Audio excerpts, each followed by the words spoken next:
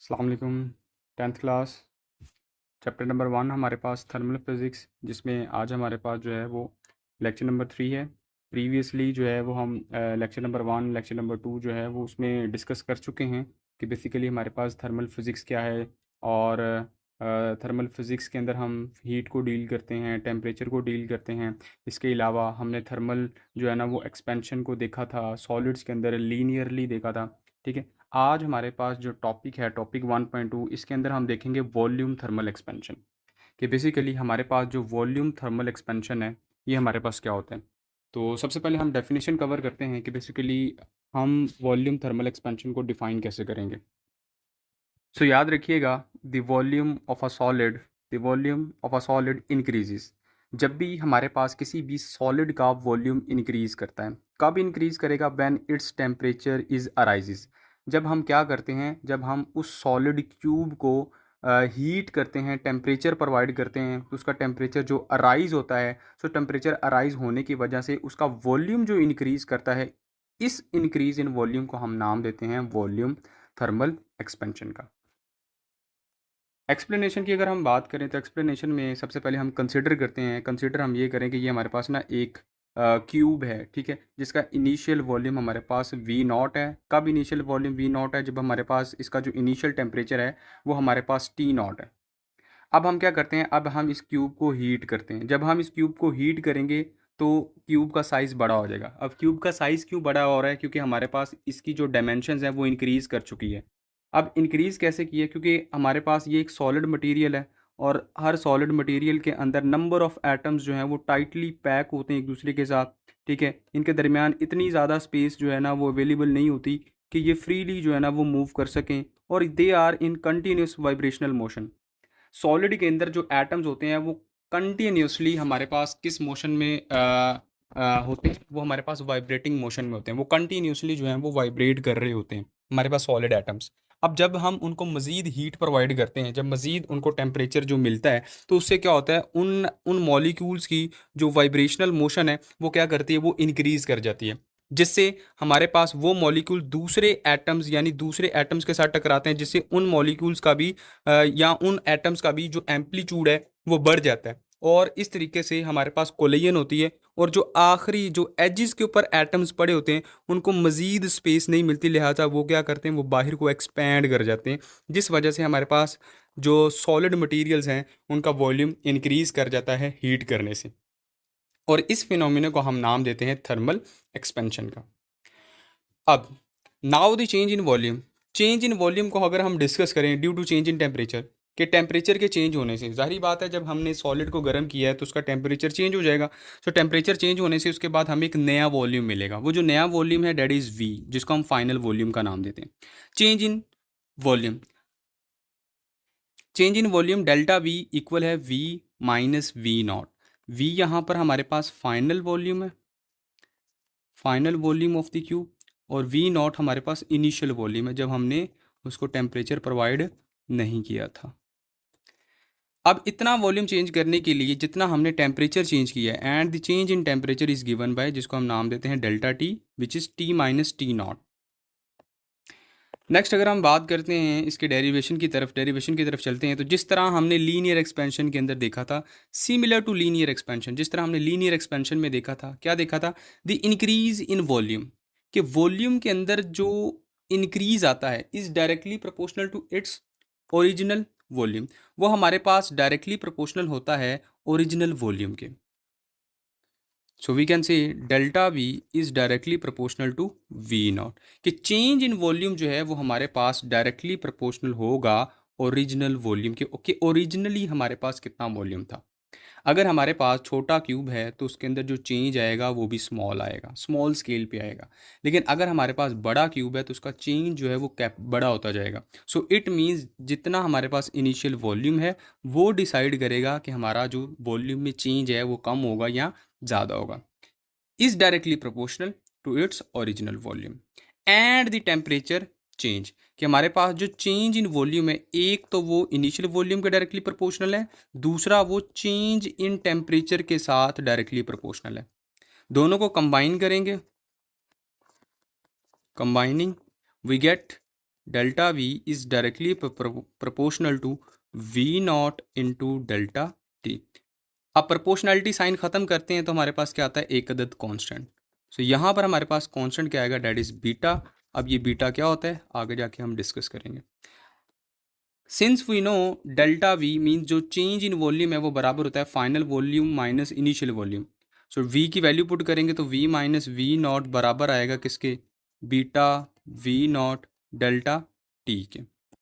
सो यहाँ से we not इधर माइनस का उधर जाके प्लस का हो जाएगा, वी बराबर आएगा V naught plus beta V naught delta T. और अगर यहाँ से हम वी नॉट को कॉमन निकाल लें तो हमारे पास क्या बचेगा, one plus beta delta T. जो फाइनली इक्वेशन जो है वो हमने ऑलरेडी बॉक्स के अंदर डिराइव की हुई है।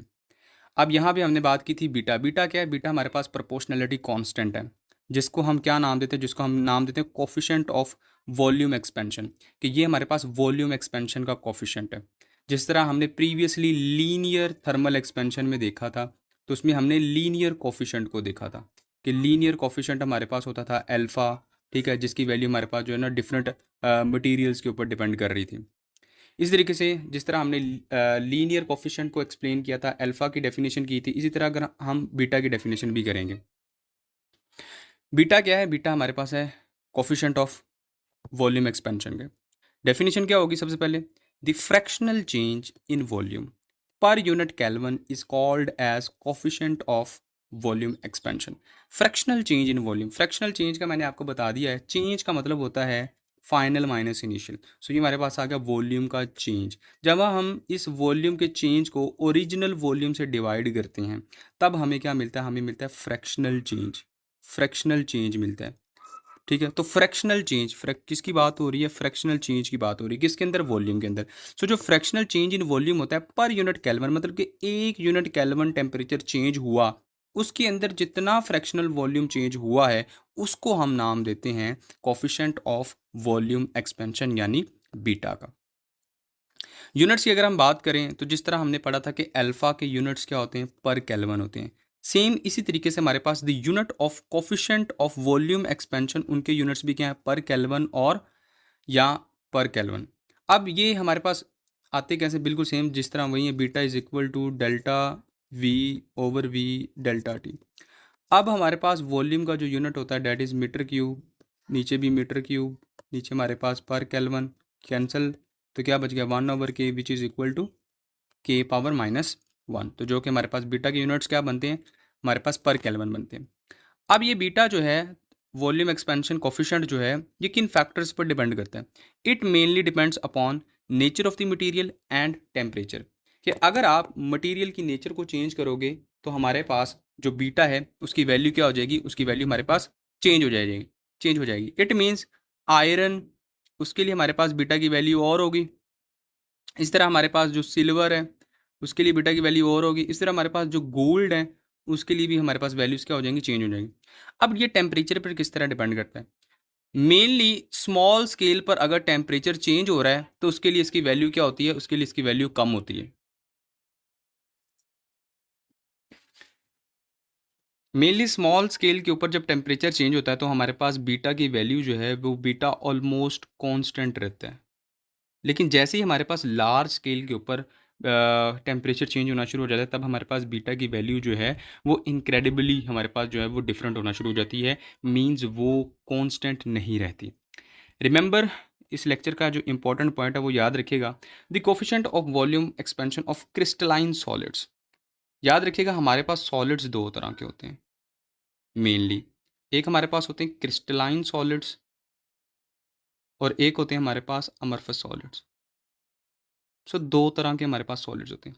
याद रखिएगा क्रिस्टलाइन सॉलिड्स के लिए जो बीटा है इसकी वैल्यू कम होती है, लेकिन जो अमरफस सॉलिड्स होते हैं इनके लिए बीटा की वैल्यू ज़्यादा होती है। ये बात हमने जो है ना वो टेक्स्ट में रिप्रेजेंट की है। क्या, the coefficient of volume expansion of crystalline solids is much less than that of amorphous solids. यानी क्रिस्टलाइन सॉलिड्स के लिए बीटा की वैल्यू कम होती है और अमरफस सॉलिड्स के लिए बीटा की वैल्यू ज़्यादा होती है। अब ये होता ऐसा क्यों है? Just because of regular arrangements of atom, कि हमारे पास क्रिस्टलाइन सॉलिड्स के अंदर एटम्स जो हैं वो रेगुलरली अरेंज होते हैं। उनके अंदर एक पैटर्न होता है कि एक एटम यहाँ पे पड़ा, दूसरा भी यहाँ पे, तीसरा यहाँ पे, तो सारे एटम्स एक दूसरे से इक्वी डिस्टेंस यानी बराबर फासले पर पड़े हुए हैं।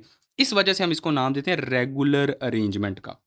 सो क्रिस्टलाइन सॉलिड्स के अंदर एटम्स के दरमियान अरेंजमेंट जो होती है वो रेगुलर होती है और टाइटली पैक्ड स्ट्रक्चर होता है। टाइटली पैक्ड स्ट्रक्चर से क्या मुराद है कि एटम्स जो हैं वो फ्री मूव नहीं कर सकते। अमरफस सॉलिड्स में उनके दरमियान गैप्स होते हैं, लेकिन क्रिस्टलाइन सॉलिड्स के दरमियान, उनके एटम्स के दरमियान कोई गैप नहीं होता, जिस वजह से उनके लिए बीटा की वैल्यू कम होती है। इट मीन्स वो टेम्परेचर को कम रिस्पॉन्स देते हैं जो क्रिस्टलाइन सॉलिड्स होते हैं, लेकिन जो अमरफस सॉलिड्स होते हैं वो टेम्परेचर को ज़्यादा रिस्पॉन्स देते हैं।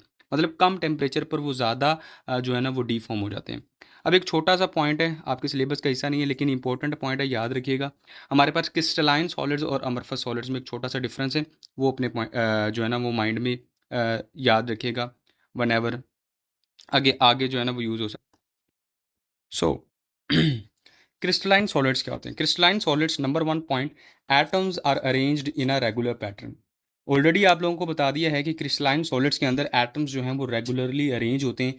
रेगुलरली अरेंज होने से क्या मुराद है कि एटम्स का, एक एटम का एक एटम का दूसरे एटम और दूसरे का तीसरे, चौथे, पांचवें, छठे, मींस हर एटम के दरमियान जो डिस्टेंस है, जिसको हम जो है वो इंटरमॉलिक्यूलर स्पेसिंग का नाम भी देते हैं या इंट्रा स्पेसिंग का नाम भी देते हैं, वो सेम रहती है। इसको हम नाम देते हैं रेगुलर पैटर्न का। ऑल्दो हमारे पास जो अमरफस सॉलिड्स होते हैं, atoms are arrange disorderly. Atom जो हैं वो डिसऑर्डरली अरेंज होते हैं, कहीं पे गैप ज़्यादा होता है, कहीं पे गैप्स हमारे पास कम होता है। ठीक है, गैप्स कम या ज़्यादा होने की वजह से उनके दरमियान जो इंटरमॉलिक्यूलर फोर्सेज हैं वो कहीं पे स्ट्रॉन्ग होती हैं, कहीं पे वीक होती हैं। लेकिन हमारे पास जो क्रिस्टलाइन सॉलिड्स होता है उसके अंदर हमारे पास जो इंटरमॉलिक्यूलर फोर्सेज हैं वो स्ट्रॉन्ग रहती हैं, जिसकी वजह से they have sharp melting and boiling points. Crystalline solids का जो मेल्टिंग और बॉइलिंग पॉइंट्स हैं वो शार्प होते हैं, मींस वो डिफाइन होते हैं, वो एक्यूरेट होते हैं। इट मीन्स आपने देखा होगा वाटर जो है वो 100 डिग्री सेल्सियस पे जो है ना वो बॉयल हो जाता है, ये उसका जो है ना वो बॉइलिंग पॉइंट है, और 0 डिग्री सेल्सियस पे वो मेल्ट होना शुरू हो जाता है। ये शार्प है, मीन्स ये डिफाइंड होते हैं। लेकिन जो अमरफस सॉलिड्स होते हैं, they don't have sharp melting and boiling points. इनकी जो है ना वो मेल्टिंग पॉइंट्स और बॉइलिंग पॉइंट्स शार्प नहीं होते। ठीक है, वो क्या होते हैं? डिस्क्रीट होते हैं। फॉर एग्जांपल हम कह सकते हैं कि कोई भी एक मटेरियल है वो गर्म होगा, मतलब मींस बॉयल होगा 25 से 30 डिग्री के दरमियान, मींस वो कोई डिफाइन नहीं है कि वो एग्जैक्टली 26 पे होगा, 25 पे होगा, 30 पे होगा।